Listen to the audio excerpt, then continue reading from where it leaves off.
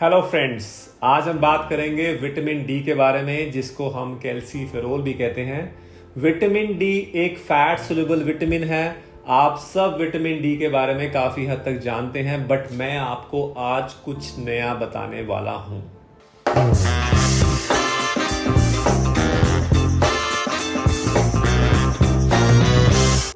आपको सिम्टम्स पता है, ट्रीटमेंट भी पता है, बट फिर भी कुछ ना कुछ मिसिंग है। Vitamin D is essential for your bone strength. Vitamin D promotes calcium absorption in your gut. अब विटामिन डी की डेफिशिएंसी से बच्चों में क्या होता है? रिकेट्स। आम की नीज जो है वो बाहर की तरफ निकल जाती हैं। और एडल्ट्स में होता है विटामिन डी डेफिशिएंसी से ऑस्टियोमलेशिया, जिसमें सॉफ्टनिंग ऑफ बोन्स होता है। और जब ये विटामिन डी डेफिशिएंसी लंबे टाइम तक चलती है तो हमारी बॉडी में हो जाता है ऑस्टियोपोरोसिस, जहां पे आपकी बोन डेंसिटी कम हो जाती है, बोन आपकी भुरभुरी हो जाती है और फ्रैक्चर होने की टेंडेंसी बहुत ज्यादा हो जाती है। कैसे विटामिन डी हमारी बॉडी में किन किन चीजों में हेल्प करता है? विटामिन डी बोन्स का हमने पढ़ लिया कि वो आपकी बोन्स की हेल्थ को इंप्रूव करता है। आपके टीथ्स के लिए भी विटामिन डी की जरूरत है। आपके हार्ट को भी विटामिन डी बहुत प्रोटेक्ट करता है। आपकी इम्यून सिस्टम को इंप्रूव करता है। आपके नर्वस सिस्टम को भी सपोर्ट करता है। आपकी इंसुलिन के लेवल्स को रेगुलेट करता है। आपकी डायबिटीज की मैनेजमेंट में भी उसका हाथ है। आपके लंग्स की फंक्शनिंग को सपोर्ट करता है। आपको कुछ कैंसर से प्रिवेंट भी करता है विटामिन डी। और लास्टली हेल्दी प्रेगनेंसी के लिए भी विटामिन डी का बहुत रोल है। तो इस तरीके से आप ये देखिए कि vitamin D top to bottom almost हर ऑर्गन की फंक्शनिंग में इसका बहुत बड़ा रोल है। Now science of vitamin D deficiency. आपका मूड चेंज हो रहा है तो विटामिन डी डेफिशिएंसी का सिम्टम हो सकता है। आपका बोन लॉस हो रहा है, आपके मसल में क्रैम्प्स आ रहा है, आप फैटीग फील कर रहे हैं, आपकी बॉडी में लेथार्जी है, आपकी बोन्स और जॉइंट्स में पेन होना भी विटामिन डी डेफिशिएंसी हो सकता है। और generalise weakness, aches, body pains, ये सब विटामिन डी डेफिशिएंसी के सिम्टम्स हो सकते हैं। अब हम बात करेंगे इसके सोर्स क्या हैं। Number 1, sun exposure. हमारी बॉडी में इनएक्टिव फॉर्म में विटामिन डी होता है।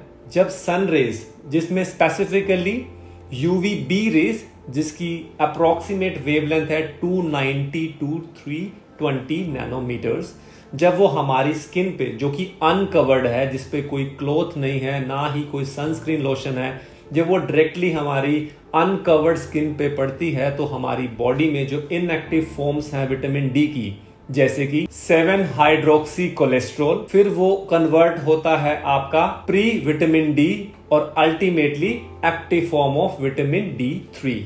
इस तरीके से हमारी बॉडी में, स्किन के अंदर विटामिन D3 की प्रोडक्शन होती है। सबसे इंपॉर्टेंट चीज ये है कि ये यूवी रेज जो होती हैं, ये ग्लास को पेनिट्रेट नहीं कर सकती। तो आप अगर एक ग्लास चैम्बर में बैठ के सन बात ले रहे हैं तो आप मान के चलिए कि आपको विटामिन डी तो नहीं मिलने वाला। अब सन एक्सपोजर किस टाइम का करें? तो approximately 5 to 30 minutes per day और एटलीस्ट 2 times a वीक आपको सन जो है एक्सपोज करवाना है अपनी बॉडी पे।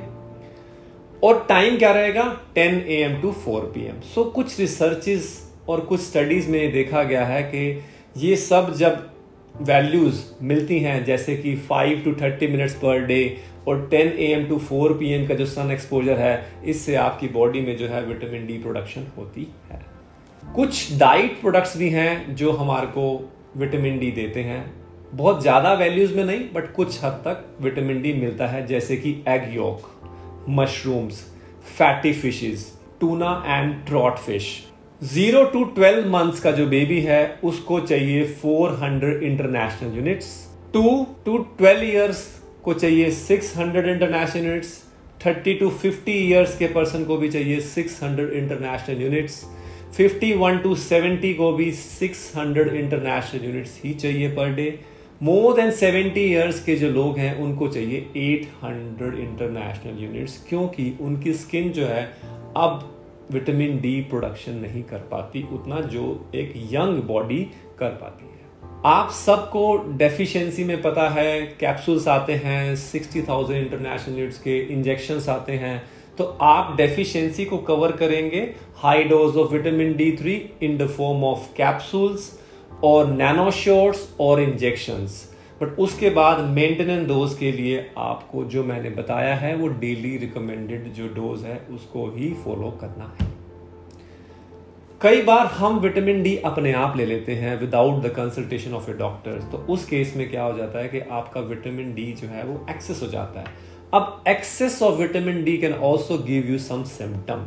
वो है जैसे कि एपेटाइट लॉस, भूख कम लगना, चक्कर आना, बैलेंस मेंटेन नहीं होता, आप प्रॉपर चल नहीं पाते, आपकी एटेक्सिया कहते हैं उसको हम, जब हमारी बॉडी जो है वो बैलेंस नहीं मेंटेन कर पाती। ये भी विटामिन डी के एक्सेस होने से सिम्टम देखा गया है। इसके अलावा प्यास ज़्यादा लगना, हेडेक्स, नोजिया, ये सब सिम्टम है एक्सेस ऑफ विटामिन डी के।